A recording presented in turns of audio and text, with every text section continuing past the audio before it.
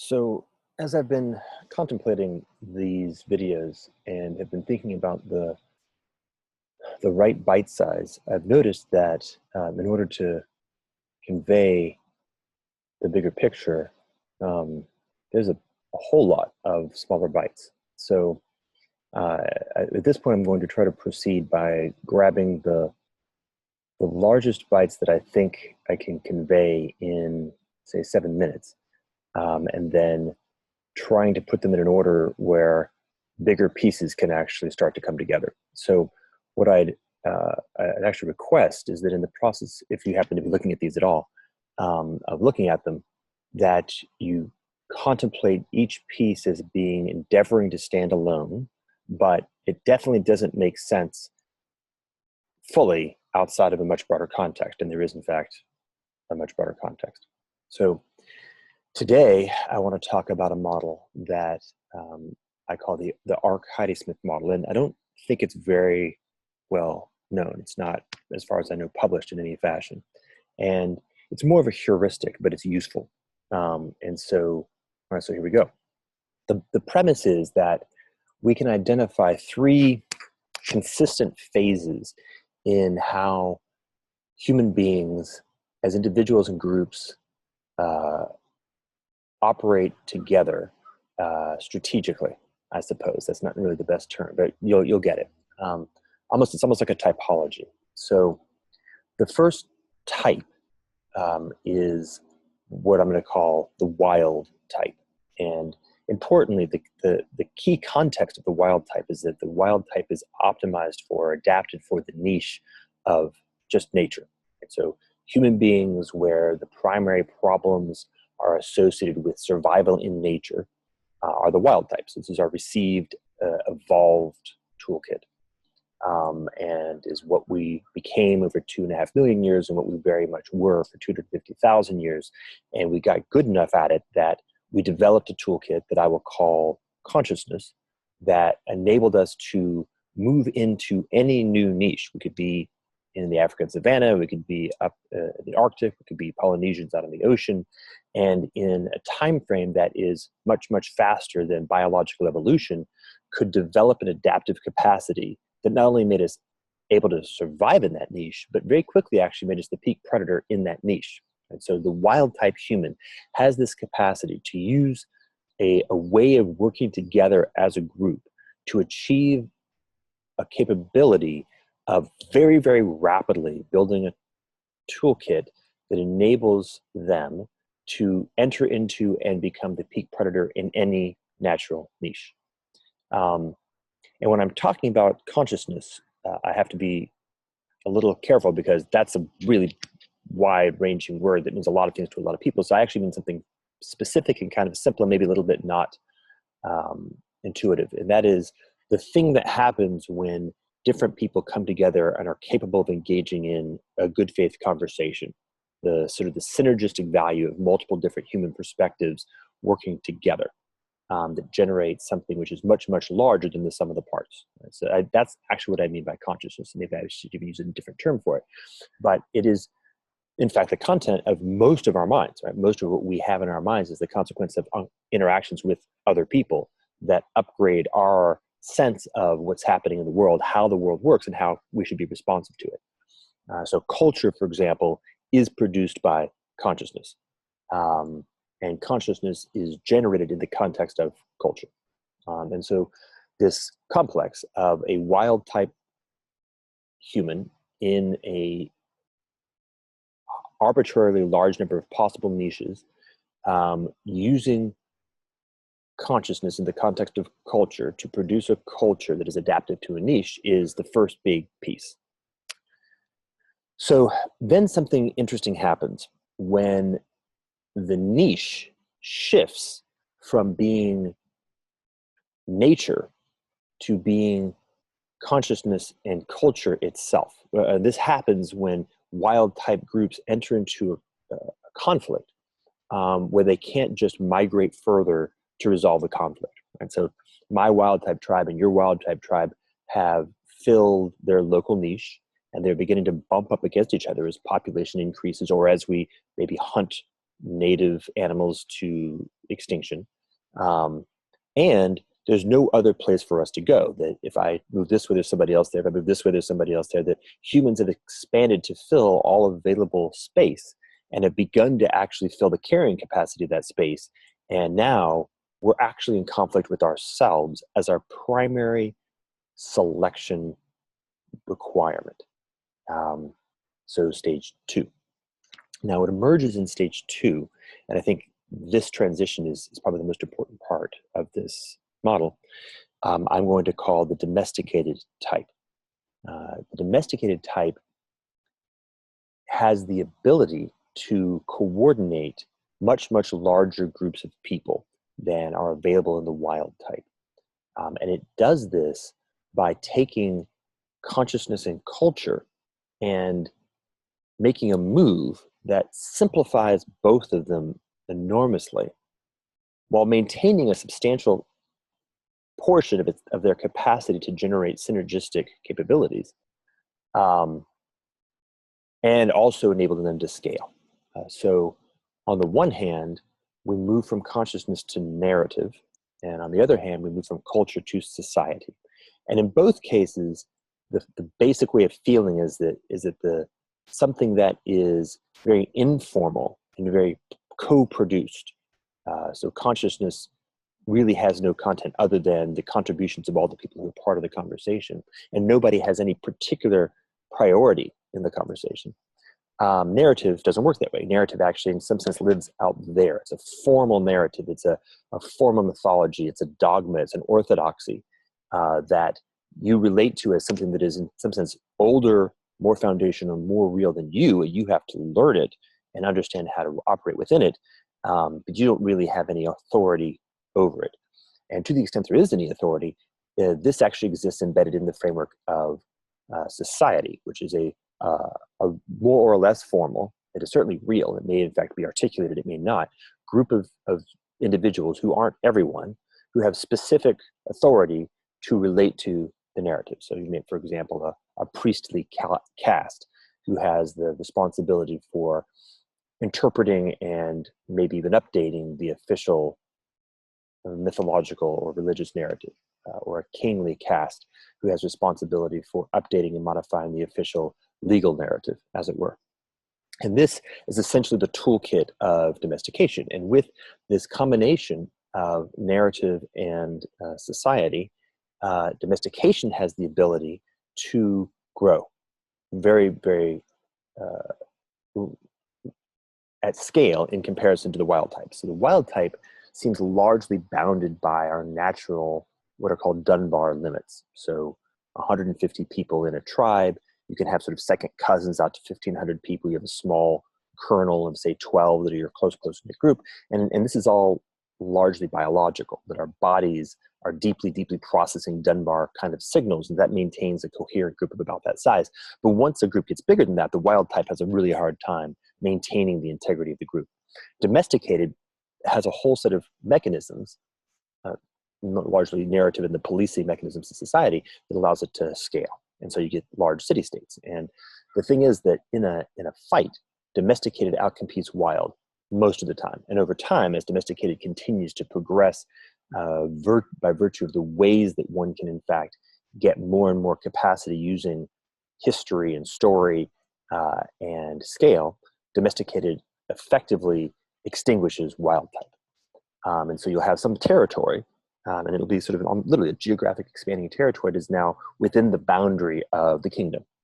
And now we enter into the third phase.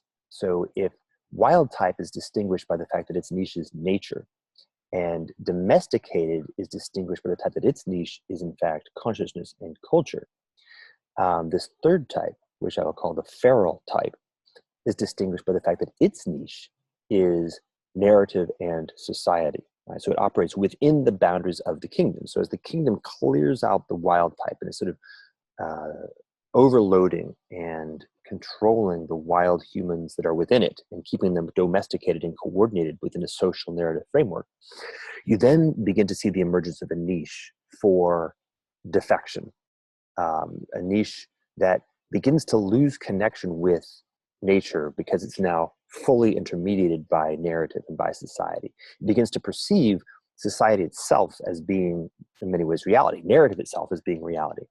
And this gives rise to effectively two major failure conditions that seem to always show up in domesticated type.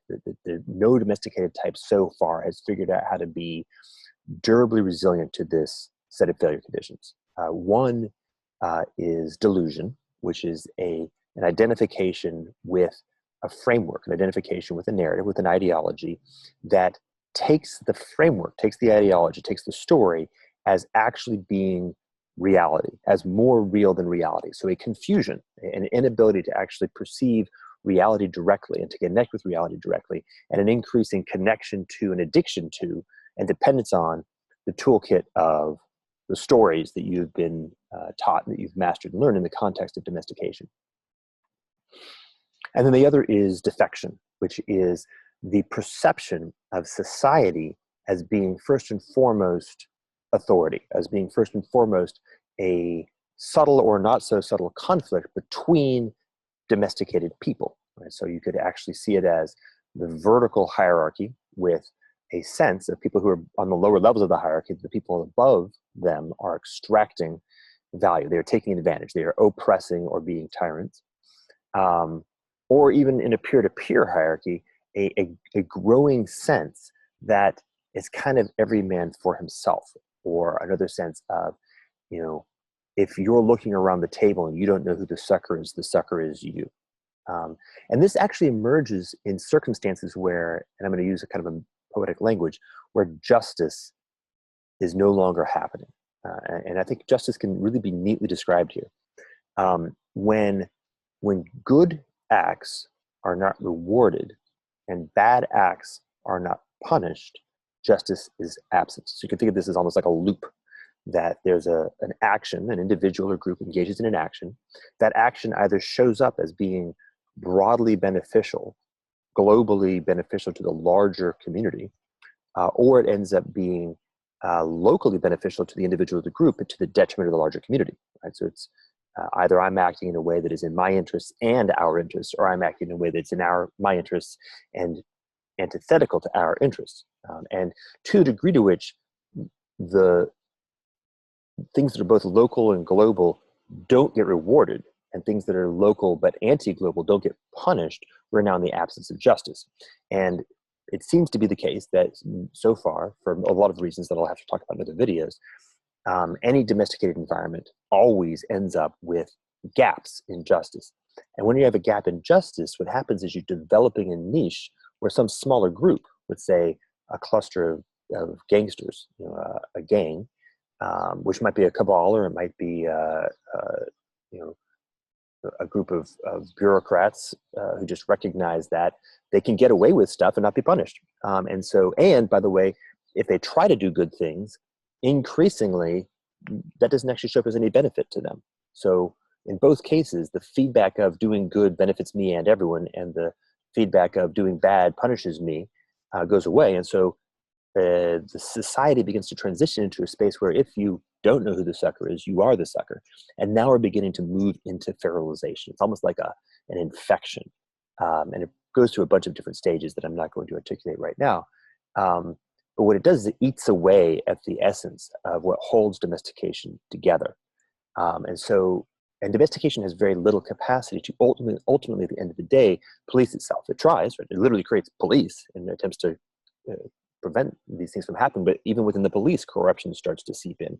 And in the relationship between the police and the people, and the relationship between the police and other authorities, and the relationship between the police and the gangs, and we just start getting these almost fractal defection patterns where the fabric of domestication itself becomes the niche, it becomes the source. And ferality eventually corrupts domestication from within, and inevitably at some point, it begins to collapse. And this then generates a cycle where the wild type in nature is able to thrive and survive under complex and chaotic circumstances. The domesticated type moves complexity into complication, builds an enormous control structure to maintain complication, but by so doing, as that control structure itself begins to be broken down by a lot of different forces, but in this narrative specifically, ferality, it gets transitioned from complication straight through into chaos, which it cannot survive. It goes away, we call that collapse, and then the wild type, to the degree to which it survives, emerges. So just think about this maybe just in the narrative of the fall of Rome.